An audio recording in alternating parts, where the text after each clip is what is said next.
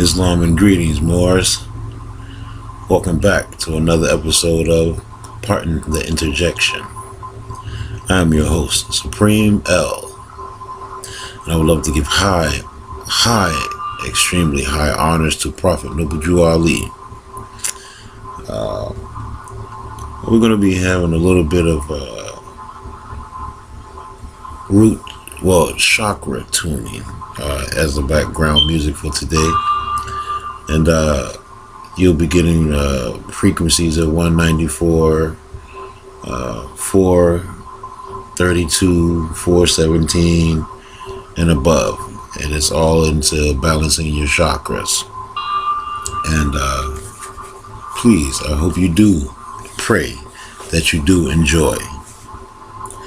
I want to give a shout out to my brother, my good brother, Moyenda Toko Mansa L. And that's my good brother, Toko. What up, Toko? Here on Partner Interjection, we dig up information to divulge to the people in the upliftment of fallen humanity. And as I say, yes, we have fallen a long fall, family. And we're going to do things to correct that. And I would like to first give a reading from the Holy Quran of the Moorish Holy Temple of Science, Circle 7, divinely prepared by our Prophet Noble Drew Ali. By the guiding of his Father God Allah, the great God of the universe, to redeem man from his sinful and fallen stage of humanity, back to the highest plane of life with his Father God Allah. And we'll be taking it from chapter 1, and it goes, The Creation and Fall of Man, in part. Time never was when man was not. If life of man at any time began, a time would come when it would end. The thoughts of Allah cannot be circumscribed. No finite mind can comprehend things infinite. All finite things are subject unto change. All finite things will cease to be, because there was a time when there were not. They were not, pardon me. The bodies and the souls of men are finite things, and they will change. Ye, from the finite point of view, the time will come when they will be no more. But man himself is not the body nor the soul. He is a spirit and a part of Allah. Creative fate gave to man, to spirit man, a soul that he might function on the plane of soul. Gave him a body of flesh that he might function on the plane of things made manifest. Why did creative fate give to spirit man a soul that he might function on the plane of soul?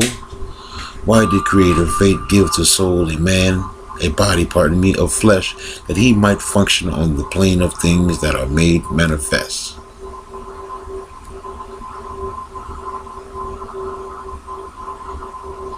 Hear now, ye cherubim, ye seraphim, ye angels, and ye men. Hear now, O protoplast and earth and plant and beast. Hear now, ye creeping things of earth, ye fish that swim, ye birds that fly. Hear now, ye winds that blow, ye thunders and ye lightnings of the sky. Hear now, ye spirits of the fire, of water, earth, and air. Hear now, O everything that is, or was, or evermore will be, for wisdom speaks from out of the highest plane of spirit life. Man is a thought of Allah. All thoughts of Allah are infinite. They are not measured up by time, for things that are concerned with time begin and end. The thoughts of Allah are the everlasting of the past unto the never-ending days to come. And so is man, the spirit man. But man, like every other thought of Allah, was but a seed that held within itself the potencies of Allah, just as the seed of any plant of earth holds deep within itself the attributes of every part of that especial plant. So, spirit man, as seed of Allah, held deep within himself the attributes of every part of God. Now, seed are perfect, ye as perfect as the source from which they come, but they are not unfolded into life made manifest. The child is as perfect as the mother is. So man, the seed, must be deep planted in a soil that he might grow, unfold as does the bud unfold to show the flower. The human seed that came forth from the heart of Allah was full ordained to be the Lord of plane of soul and of the plane of things made manifest. So Allah, the husbandman of everything that is, threw forth this human seed into the soil of soul. It grew apace, and man became a living soul, and he became the Lord of all the kingdom of the soul. Hark now, let every creature hear. The plane of soul is but the ether of the spirit plane vibrating not so fast, and in the slower rhythm of this plane, the essence of life are manifest. The perfumes and the odors, the true sensations, and the all of love are manifest. I just wanted to read that in part coming from the Holy Quran of the Moorish Holy Temple of Science, divinely prepared by the noble prophet Drew Ali, El Hajj Sharif Abdul Ali. So, and I want to go on to read something that a brother left me, and I want to give a grand thank you to this brother, and I really appreciate the information. And that's what we do, we share information. And I did this a while back, and I left off at part 2, and I just want to go into part 3 for the family. And this is talking about bonds, B-O-N-D-S, or bond, B-O-N-D. This is the bid bond, this is the performance bond, and this is the payment bond. This is the reinsurance here. The performance bond is the reinsurance. The payment bond is the underwriter. Do you know how they do it in Admiralty? Pardon me.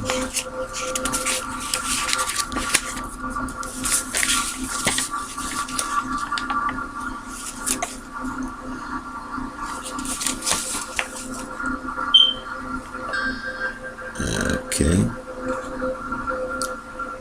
Settlement and closure of this case and account, and date it and endorse it. You're actually creating all the money for the bank. They're using your money and going out and making derivatives and fractionalizing, making trillions of dollars off you, and everyone asks me if this stuff works. We need a reality check. I issued an international bill of exchange to my APO, adult parole officer, and they stopped billing me. What I want is my bond, the bid bond, performance bond, and payment bond. Question. Yes, I'm the principal. I want my capital and interest back. What they did is quit billing me. The reason why you have to use an international bill of exchange is that December 8th, 1988, the United States became a party to UNICITROL, UNICITROL. This acronym is not correct. Convention. Has everyone got this? Let me know if I'm going too fast. So, they quit billing me or billing when you were in prison, when you tender IBOE. Yes, they were sending me bills every week, and they arrested me because I drew it up on a computer and held me for 3 days and let me go.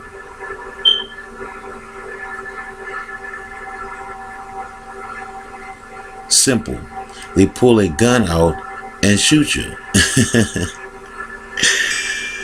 They insert the shell into the revolver and shoot you because they have insurance on the straw man. And since you got into dishonor and became an insurgent and belligerent, if go in, see, I taught this in the other classes. This is why this is really a 1-week seminar, because there are two sides of an amica, AMICA. Not sure if this is right. Report. There's the supply side and the admiralty side. And if you read, there's a 700-page treatise on the internet that goes into all of these war powers, end quote, of the executive branch. And anytime you're under the War Powers Act and with the trading with the enemy, you're subject to capture and seizure wherever they find you. What they do is sink your ship and collect on it. Pardon the interjection, like a lost vessel at sea. Answer. Yea. They torpedo your vessel, then they collect on it. And if you don't allow them to do full settlement and closure, they will kill you in about an hour. If you think these people care about you, you're in for a rude awakening. I care about you, otherwise I wouldn't be standing here teaching. Question about attorney, in parenthesis. He's acting as your trustee, and if he doesn't, fire him. Tell the judge, this man, I've appointed this man as fiduciary trustee. Pardon me.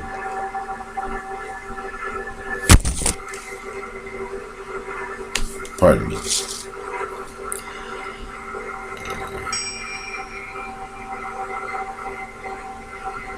People come in courtroom.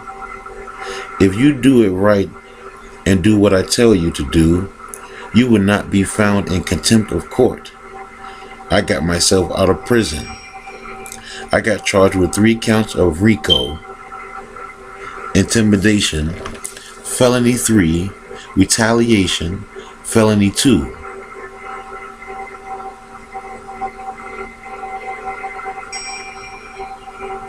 The only reason I spent any time in prison is because I couldn't get my paperwork. A friend of mine, Howard Griswold, has all my paperwork, and he wouldn't send me my paperwork, and I had to make a deal. I served 5 months and they let me out. But I didn't go in there and argue with them. I asked them for full settlement and closure of this account. They dropped the first 2 counts. I didn't go in there like Ron Lutz did and tell the judge, you're sitting on the bench and you don't know the law.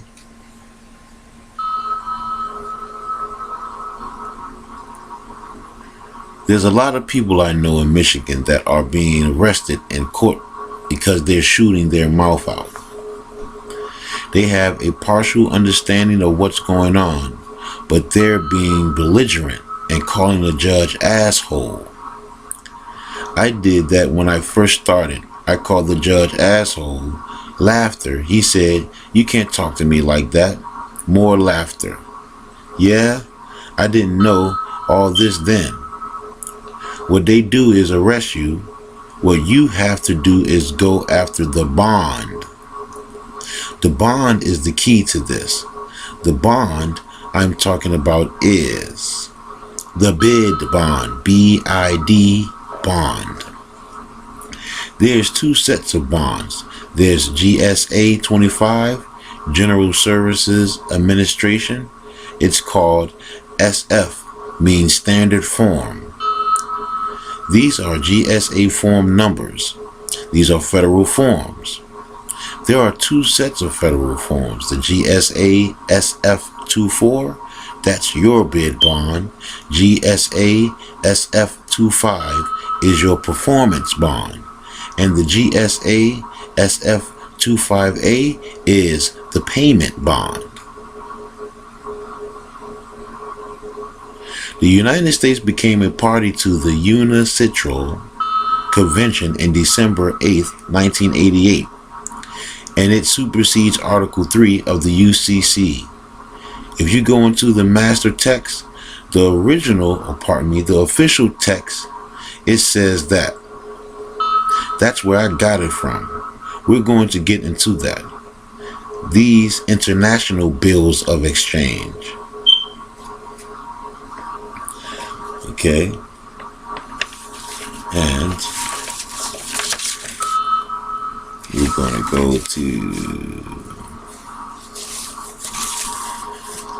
they write your name under the name of someone else, and that's called the underwriter. It's all done with a signature. Comment. Bonds and ships on the sea. All bonds are insurance. It's all admiralty. Comment about seals. Well, they usually have seals. All insurance companies have seals. Make a seal on it. Make your own seal on it. If you're the principal, do you have to have somebody tell you what to do? If you're the creditor, then stop acting like one. Start acting like one if you're the creditor. How does the creditor act? Does he go after the debt or the money? They come after you, don't they? What's good for the goose is good for the gander. Yes? They guarantee the payment of the bid bond. The payment bond is the underwriter. They get an investment broker and an investment banker to underwrite these bonds. The performance bonds guarantee the bid bond. Either the insurance company or the broker underwrites the performance bond. If you go into the websites I gave you, U.S. District Courts, you will see a whole list of admitted reinsurers and listed sureties. They're all listed in there. If I printed out all the stuff I have, we'd have a stack of papers like this, 4 or 5 inches, partner interjection thick. Question: if you go to court and have all these bonds in place, will that settle the account? Yes. Fill them out and get someone to give them to you. This is the problem with getting arrested, because you don't want to get belligerent with these people. If you get arrested, then you can't do anything. That's not fully true. Partner interjection. Question. If you know of someone already in prison, how do you get them out? Let me answer Joe's question. He asked a question. United Nations Convention on International Trade Law, spelled UNICITRAL,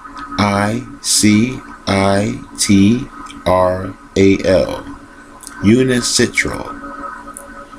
Unit Convention on International Bill of Exchange, UNITRAL, UNITIRAL,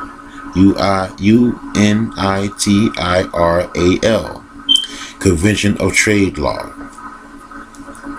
Your trade law is your International Bill of Exchange and the International Promissory Notes. You can use International Promissory Notes as well as International Bill of Exchange. I did an International Promissory Note with Walmart, and they accepted it. All these people being arrested, I'll tell you what, they're doing it wrong. They're not going to full settlement and closure before they get to court. If you let these accounts stay open, the court will come after you, civilly and criminally. Why are they coming after you? They're not coming after you for what you did. They're coming after you because you didn't do full settlement and closure of the account. You're not going to go to prison for writing checks. Roger is not in prison because of the checks he wrote. They can charge him with anything. Ron Lutz got 17 years and he's not in prison for what he did. He bought some cars and they cashed those checks. Those checks were good. He wrote a 80,000 site draft and it was good. They cashed it. Credit. While he's sitting in prison for 17 years. Question. Why is that? What have I been saying? They charged him. Go read UCC 3-501 if you want to know what a charge is. In order to charge him, in order to make someone liable on a commercial instrument, you have to make a presentment. Have you ever read a mortgage note? You waive dishonor, you waive presentment, and you waive protest. It's a confessed judgment. That's why they go to collection. They seize the property and take you into court. You waive everything. You waive presentment, dishonor, and protest. Did I answer your question, Joe, regarding UNICITRAL? Yes. December 8, 1988, the United States became a party to this convention on International Bill of Exchange and International Promissory Notes. I have 4 different copies on UNICITRAL. This one here has the document numbers on it. Benedict on Admiralty, 7th edition.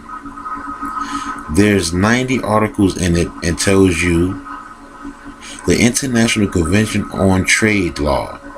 It's the United Nations Convention on Trade Law. What they are doing is making everything uniform because everyone is operating on international law. They are not operating under Article 3. They are operating under the UNICITRAL Convention because the United Nations and the Pentagon are running everything. General Ham, partner interjection. And we continue.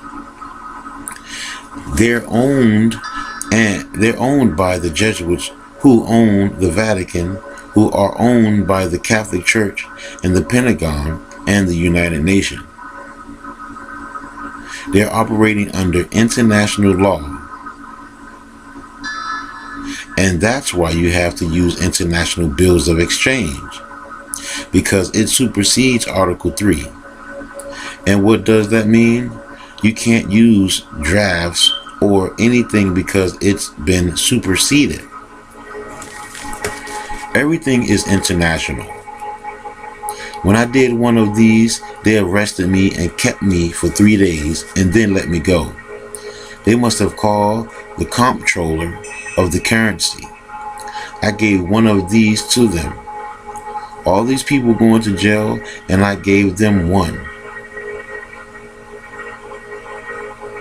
Where you get into trouble with these instruments is when you cut a draw on the public side of the accounting ledger. There is no Treasury direct account. Where is the account? It's your exemption. Where is the exemption? It's on the bill of exchange. You're the drawer and the drawee. Pardon me.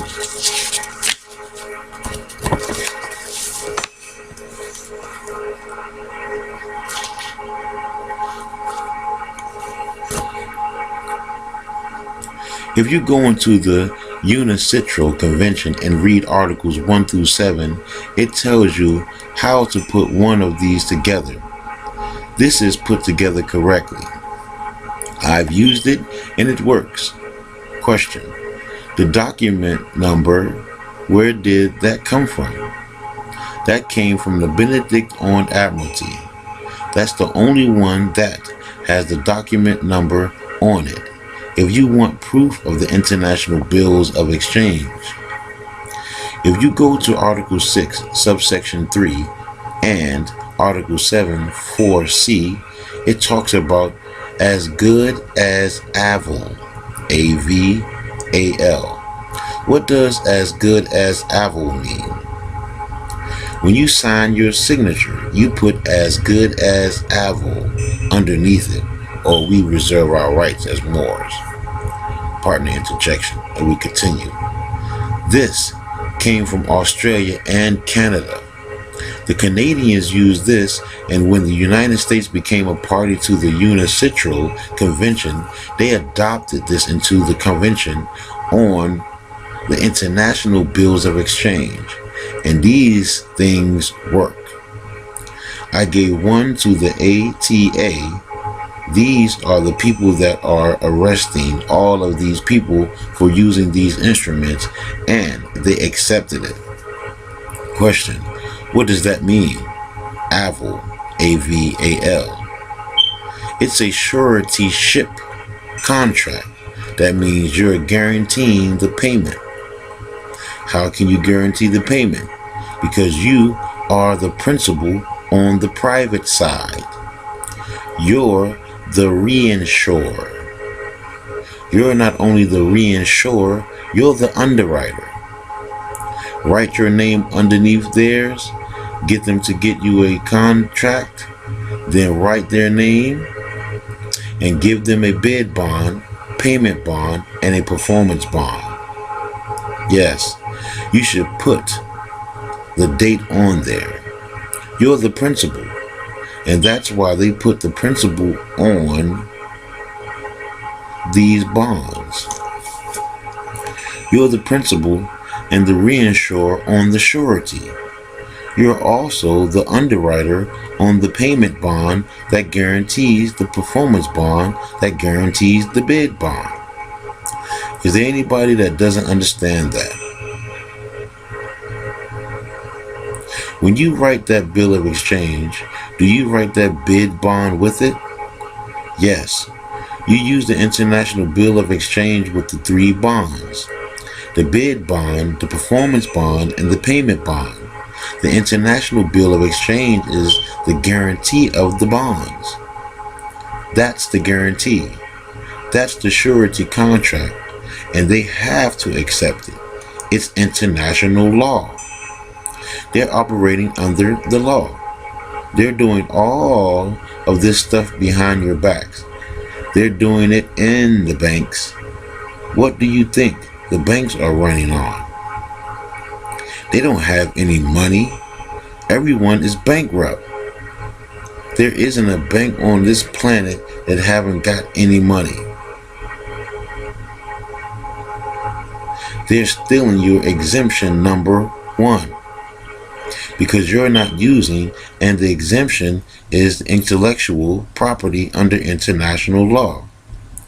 All commercial property or items come under intellectual property under international law. They're stealing your identity. Pardon the interjection. Let's do that again and say it again. They're stealing your identity. The people on this planet are like a bunch of moonstruck cows. Everyone is so disoriented, they need a Geiger counter to find their to-do. Question. So all we do when we get a traffic ticket or something is write your acceptance statement, draw up the 3 bonds and BOE, and send it in, and that's it? That's it. What you do when you get arrested and you do the acceptance and return for value and consideration for full settlement and closure of the account, the CUSIP, CUSIP, and AUTORIS, AUTORIS numbers using your exemption and prepaid account and exempt from levy. Put that on the front of the complaint for the amount of the bond. They always have to set a bond. That's the market value of the bid bond. Of the bind bond, BIND, of the bind bond. So what you're doing is coming in as a contractor and bidding on the default judgment. You attach the bid bond, BID bond. You're the reinsurer and the underwriter, which means you're the reinsurer on the performance bond and the underwriter on the payment bond. All the payment bond is an underwriter on an underwritten bond, and usually what an investment banker or investment broker is. Now, let me ask you this. How can they underwrite a payment bond when they don't have any money? You got to get real, man. These banks are all bankrupt.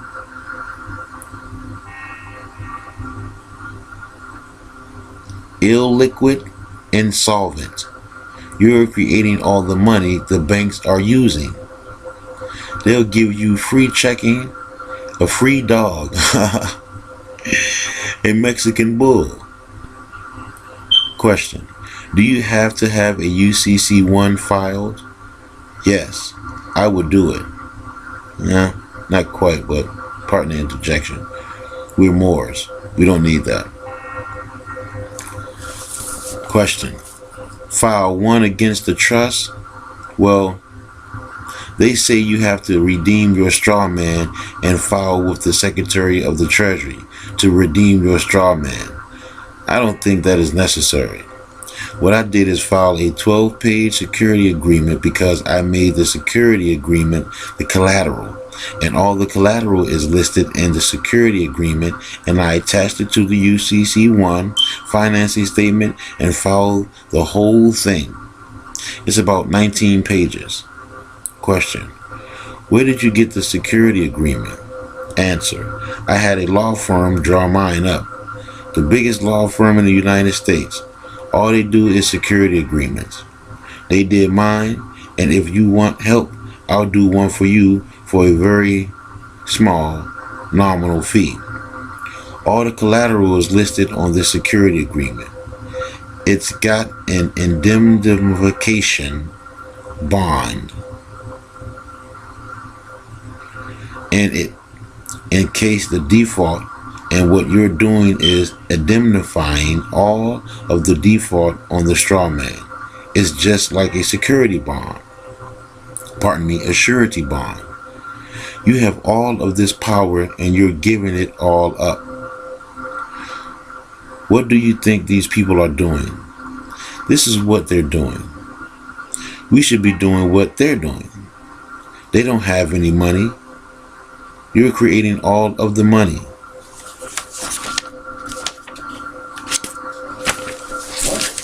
So, where does that leave us? That means that we don't need banks, do we? Question. Are we the only country that knows this? Nope. I'll tell you who knows this. Douglas Wiley. Whaley. You need to get this book. He's a professor of the University of Ohio, and he teaches commercial law to banks. And I'm going to get his book. There's 3 volumes, and they're in print. I've got all 3 down at the other house, or I had. The reason I filed my security agreement is to get down my collateral. I didn't put it on my UCC-1. I put it in the body of the security agreement, so I registered it. The security agreement and the UCC-1. The corporations always deal with the fictions because they're bankrupt. You have to be a lien holder to claim this is the way admiralty works. If you're not the lien holder, then you can't bring a claim in admiralty. The security agreement is an agreement between the strawman and you. The UCC-1 is a registered lien that is authorized by the security agreement. The human controls the lien on the strawman by filing a lien on the UCC-1. Prior to that, you better have paperwork that documents the difference between the strawman and the human, because if you don't have that, you can't breach the assumption of the strawman in court. There's a process that's already being established that does the separation between the human and the strawman. The security agreement follows, and the UCC-1 follows that. If you don't have that before you know, this process prioritizes each one and those filings, and they can go backwards and nail your butt to the liability on the strawman. Don't make assumptions. They are not going to change anything. Questions on attorneys. You make him talk to the court, and if he doesn't want to do it, then fire him. Partner interjection. We don't need attorneys as Moors. We don't use them. Partner interjection, and we continue. Get someone that will. Tell the judge that he's not following your instructions. You're giving him instructions for full settlement. Get it on the record. Then you can go a notarial, N-O-T-A-R-A-L protest, a notarial protest, and a notice of protest, which is your default judgment. If they refuse to close the account, and all these forms are in Pombino, P-O-M-B-I-N-O, Pombino, I recommend you get the Pombino Notarial Handbook, Pombinos. Somewhere in all of this paperwork, I've got a notary handbook. I recommend you get one, and here it is. Here is the number. This has got all of the forms in it. Let me tell you that you can only do a notarial protest on an international bill of exchange. What does that tell you? Question. Answer. You can do your own if you're a notary. This is called the National Edition. I'm going to give you the phone number. It's an 800 number, and you can call it and order it. It's $24.95 plus shipping. This has got all the forms to do a protest. You do a notice of protest and a certificate of protest. You ask for the national edition.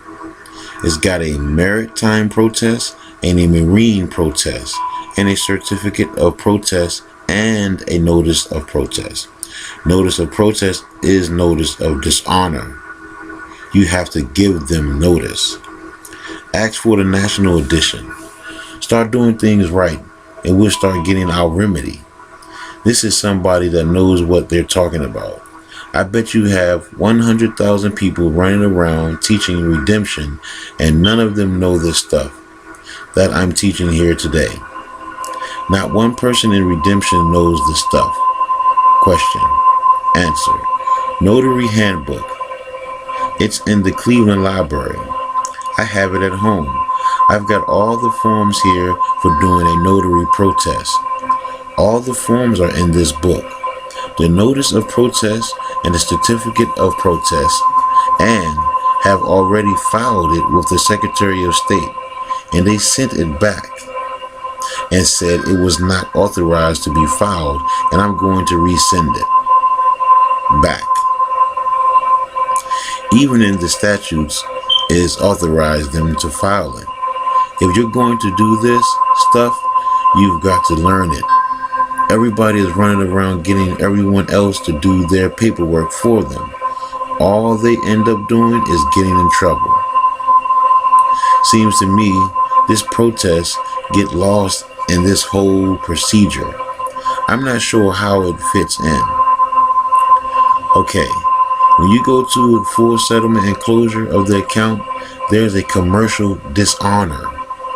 If you do notice of protest and a certificate of protest, this is the Title 10, USC Section 4801, 4801. It's called the Uniform Foreign Judgments Act. Again, Uniform Foreign Judgments Act. They're foreign to you. Do they collect on you? How many people are in prison right now? The old axiom, if you're in Rome, do what the Romans do. If you're operating under Lex Merchantaria, you've got to learn Lex Merchantaria or commercial law. Question. Answer. Yes, under the Uniform Judgments Act. What do you think they're doing? Where do you think I'm getting all of this information from? I'm getting it from them. This is their stuff, not mine. I didn't make this stuff up. This is what they're doing. The federal district court buy up the state court judgments with a bid bond from some contractor. Then some insurance company comes in there with a performance bond and underwrites the performance bond. Then they go to the federal district court and enforce the judgment. The district court is buying all of these state court judgments and they're selling them on the Commodities and Securities Exchange. When you get in underwriter in there, the underwriter converts the payment bond into an investment security. They pool these mortgages backed securities, and when they pool them, they become a bond. It's all bonds. If you go to 26 CFR, I think it's 1-101, we're talking about bonds. You're the principal on all these bonds. Everyone is using your bond except for you.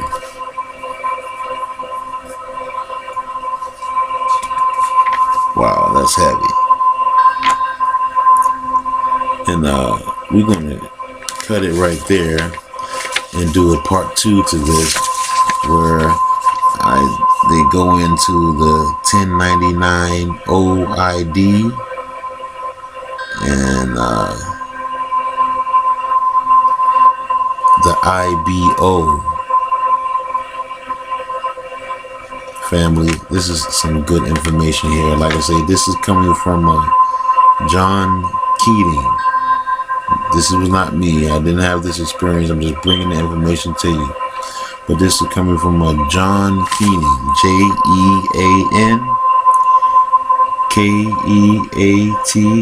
JeanKeating.